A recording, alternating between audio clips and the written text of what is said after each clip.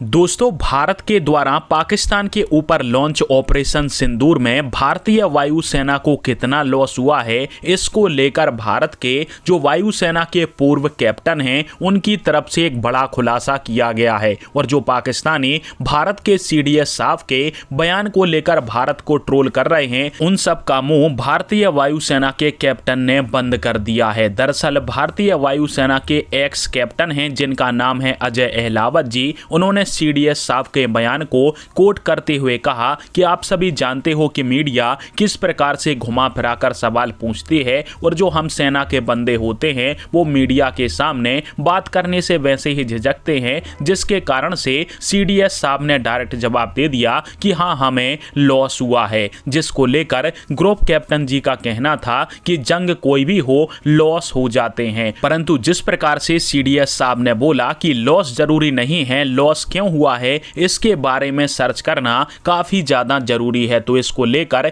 जो हमारे group captain साहब हैं उन्होंने बोला कि भारतीय वायुसेना आने वाले समय में इसका सटीक कारण भी बताएगी और हमें कितना नुकसान हुआ है यह भी जानकारी भारतीय वायुसेना ही देगी। परंतु इसमें कई सारे फैक्टर होते हैं, जैसे कि मान के चलो फ्रेंडली फायर के अंदर ही भारत के जेट के ऊपर भारत के एयर डिफेंस सिस्टम ने ही मिसाइल वगैरह फायर कर दी हो, क्योंकि पाकिस्तान के चाहे J-10C हो या फिर JF-17 सारे के सारे पाकिस्तान के अंदर काफी गहराई के अंदर उड़ रहे थे, क्योंकि S-400 की रेंज में वो आना नहीं चाहते थे। तो ऐसे में पाकिस्तानी जो जश्न मना रहे हैं कि हमने भारत के जेट को शूट डाउन किया है, यह सरासर गलत बात है, क्योंकि इतनी दूरी से भारतीय जेटों को निशाना बना पाना बहुत ही मुश्किल की बात है और J-10C भी ऐसा नहीं कर पाएगा, क्योंकि पाकिस्तान को भी पता है कि भारतीय वायुसेना का S-400 24 घंटे एक्टिव था और वो पहले से ही भारत के S-400 से अपने जेट को 400 किलोमीटर दूर उड़ा रहे थे। अब चाइना की या फिर पाकिस्तान की कोई मिसाइल इतनी एडवांस तो है नहीं कि 400 किलोमीटर पार करके इधर आए और भारत के जेट को शूट डाउन कर दे। और इस प्रकार से हमारे एक्स ग्रुप कैप्टन की तरफ से पाकिस्तान की तरफ से चलाए जा रहे फेक प्रोपेगेंडे को नष्ट किया है और उन्होंने खुद ही बताया है कि भारतीय वायुसेना आने वाले समय में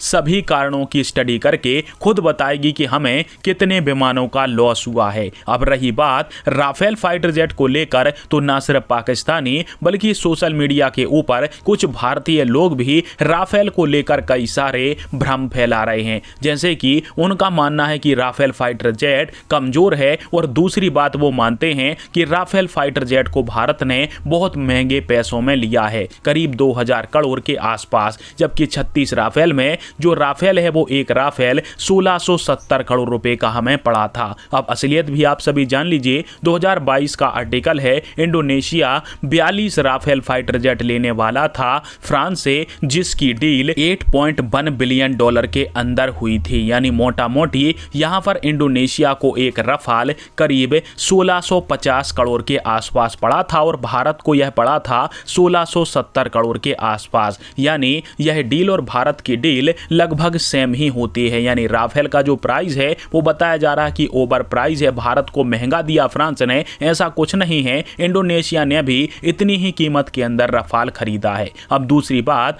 ये लोग मानते हैं कि राफेल कमजोर है, तो राफेल कमजोर है उसकी आप सभी एक सबूत देखिए, ये चाइना की PL-15 मिसाइल है। ऐसी कई सारी मिसाइल भारत के अलग अलग क्षेत्रों में पाई गई है और इसको लेकर मेरा नहीं, भारतीय वायुसेना का खुद कहना था कि इन मिसाइलों को राफेल और सुखोई के ऊपर टारगेट करके दागा तो गया था, परंतु हमारे राफेल के शक्तिशाली स्पेक्टर रडार, साथ में सुखोई के ALM 8222 इलेक्ट्रॉनिक वारफेयर सूट से हमने इन मिसाइलों को अंधा बना दिया, जैम करके इनको नष्ट किया है। अन्यथा यदि मिसाइलें भारत के फाइटर जेटों को हिट करती तो इनके टुकड़े टुकड़े मिलते। सही सलामत मिसाइल बहुत ही कम देखने को मिलती हैं, परंतु भारतीय वायुसेना का इलेक्ट्रॉनिक वारफेयर सूट जो कि राफेल के अंदर लगा हुआ है, सुखोई का जामिंग पोड, वो काफी ज्यादा शक्तिशाली है, जिसके कारण से हमने चीन की बहुत सारी PL-15 मिसाइलों का मलबा सही सलामत